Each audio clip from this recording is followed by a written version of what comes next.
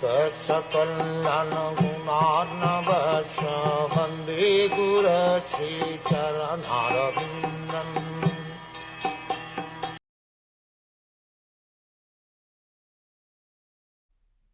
The personality of Godhead, Lord Sri Kṛṣṇa, being prayed to by Brahma to bring welfare to the earth, was begotten by Vasudeva in the womb of his wife Devaki in the prison of the king of Bhoja.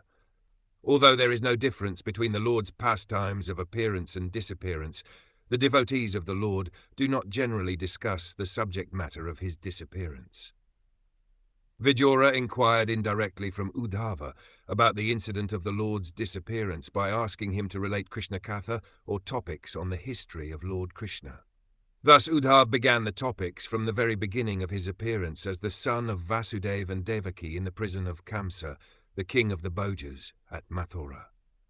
The Lord has no business in this world, but when he is so requested by devotees like Brahma, he descends on the earth for the welfare of the entire universe.